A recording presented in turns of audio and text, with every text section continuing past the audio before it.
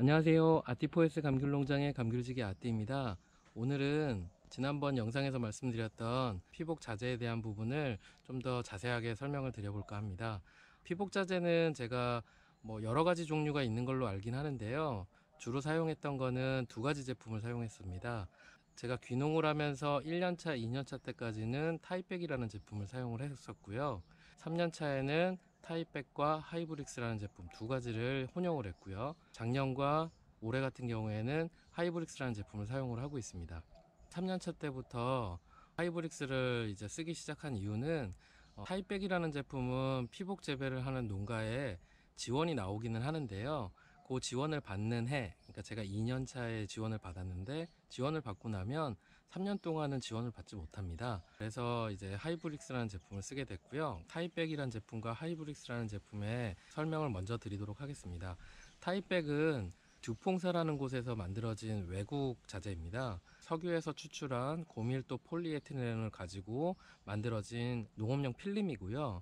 그 다음 하이브릭스 같은 경우에는 통기성 원단과 스폰본드 부직포를 붙여가지고 만들어진 원단입니다. 타이백은 약간 그냥 일반 천이랑 비슷한 느낌이라고 보시면 되고요. 하이브릭스 같은 경우에는 합지로 되어 있는 부분이라서 두 장을 딱 붙여가지고 만들어진 거라고 이제 이해하시면 될 것 같습니다.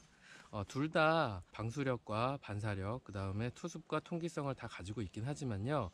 약간의 차이가 있는데 이 부분도 다시 한번 설명을 드려보도록 하겠습니다.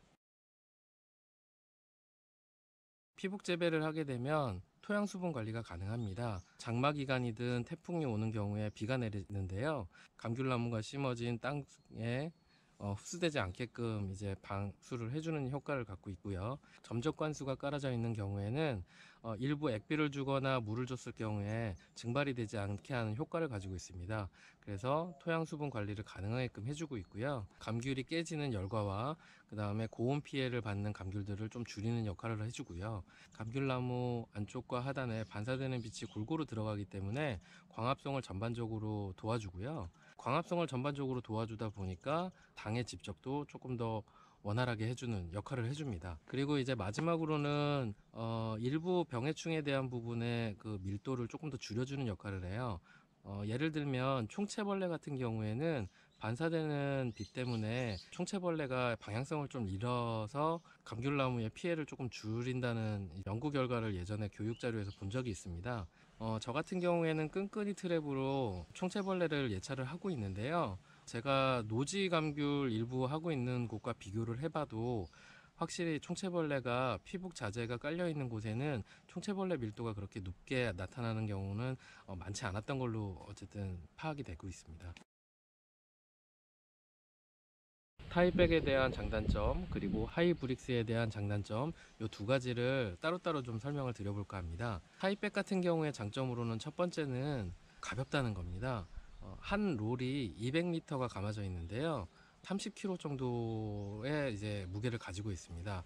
피복을 하기 위해서 좀 긴 구간을 할 때는 타이백 같은 이제 200m가 깔아진 것 같은 경우에는 좀 유용하게 사용이 가능하겠죠. 그리고 청소를 조금 주기적으로 하게 되면 재사용이 좀 가능합니다. 타이백 제품은 방수력과 반사력, 그 다음에 투습과 통기성 요 네 가지가 특징이라고 보시면 되겠습니다. 단점으로는 가격이 너무 비싸요. 가격이 너무 비싸서 아까 말씀드렸다시피 청소를 깨끗하게 해서 2년 정도 사용을 하면 그래도 이제 경제적인 면에서는 괜찮은 편인데요. 처음 사용했을 때보다는 효과가 떨어지기 때문에 이제 그런 부분들은 감안을 해서 진행을 하시면 좋을 것 같고요. 저 같은 경우에는 타이백을 사용할 때는 2년을 쓰고요. 하이브릭스 같은 경우 국산 자재를 쓸 때는 1년을 사용을 합니다. 하이브릭스 같은 경우에는 가격이 저렴한 편입니다. 비교하자면 타이백 가격의 2분의 1 선으로 이제 보시면 되고요. 나머지 부분들은 타이백과 비교해서는 단점에 속하는데요. 한 롤에 100m가 감아져 있고요. 그 100m가 감아져 있는 한 롤이 30kg 정도, 그러니까 200m가 감아진 타이백에 비해서 무게가 2배인 거죠. 그럴 수밖에 없는 게 원단을 두 가지를 이렇게 붙여가지고 만들다 보니까 무게감이 없지 않아 있습니다. 하이브릭스 같은 경우에는 주기적인 청소를 하는 경우에는 맨 위에 있는 부직포가 떨어지는 경우들이 종종 있습니다. 그래서 이제 청소를 할 때 너무 센 바람으로 이제 진행을 하게 되면 그런 문제들이 생기는 거죠. 방수력은 거의 비슷하다고 느껴지는데요. 반사력과 투습, 그 다음 통기성이 타입백에 비해서는 조금 떨어지는 것 같습니다. 대략 한 20% 정도가 떨어지는 걸 감안하시고 하이브릭스를 쓰셔야 되는데, 꼭 하이브릭스를 쓴다고 감귤의 품질이 떨어지는 건 아닙니다. 타입백이 효과가 좋기 때문에 피복을 해서 소득을 올린다, 그거는 저는 좀 반대하는 입장이고요. 피복을 한 이후에 관리를 어떻게 하느냐에 따라 품질은 다르게 나타날 수 있기 때문에 타입백이 됐든 하이브릭스가 됐든 피복 자재를 어떻게 관리하고 운영하느냐에 따라 품질이 올라간다는 쪽으로 이해를 하시면 좋을 것 같습니다. 감귤의 피복 재배를 하게 되면 감귤 가격을 좀 높게 받는 경우들이 많기 때문에 일반적으로는 피복만 하면 가격을 많이 받을 수 있다고 생각을 하시는 경향들이 좀 있으신 것 같아요. 하지만 그 부분은 뭐 과원에 따라 좀 다를 수도 있고, 경험을 갖고 계신 분마다 좀 틀리겠지만 감귤의 피복 작업을 해놓는 그 작업 자체가 중요한 게 아니고요. 항상 느끼는 거지만 피복 자재를 깔아놓고 관리하는 측면이 제일 중요하다고 느끼거든요. 여러 번 영상에서도 말씀을 드렸지만 감귤의 1차 낙과 2차 낙과, 그리고 구엽이 지는 낙엽들, 그리고 비가 내렸을 때 고여있는 빗물들을 고스란히 놔두게 되면 피복 재배를 하지 않은 노지 감귤보다도 품질이 더 떨어질 수도 있습니다. 생리 낙과된 감귤들과 떨어진 낙엽으로 반사력은 떨어지고요. 비가 온 이후에 고여있는 물 때문에 방수가 되긴 하지만 비닐 위에 물이 고여 있으면 그 밑에 땅은 계속 습해 있거든요. 건조 상태를 유지를 해야 되는데 유지하지 못하기 때문에 감귤의 당도나 품질이 더 떨어지는 경우들이 생깁니다.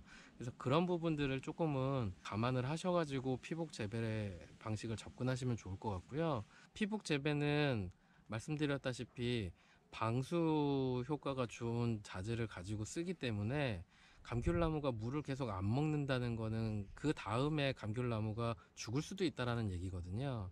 그래서 감귤나무를 보호하고 계속 감귤이 달려서 내년에도 수확할 수 있게끔 하시려면 일정 부분의 수분 관리를 할 수 있는 부분을 고민을 하셔야 됩니다. 점적 관수가 있는 게 제일 좋고요. 점적 관수가 없다고 하면 개별 관수를 하더라도 감귤나무 수세가 너무 한꺼번에 꺾이지 않게끔 해주시는 게 제일 좋다고 봅니다.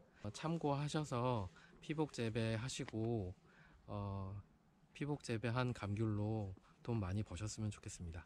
오늘 제 이야기는 여기까지고요. 8월달이 이제 며칠 안 남았는데 8월달 들어서면서 감귤들이 커가는 모습, 그리고 제가 귀농하면서 느꼈던 부분들을 또 다시 영상에 담아서 이야기를 드려보도록 하겠습니다. 오늘 이야기 들어주셔서 감사합니다.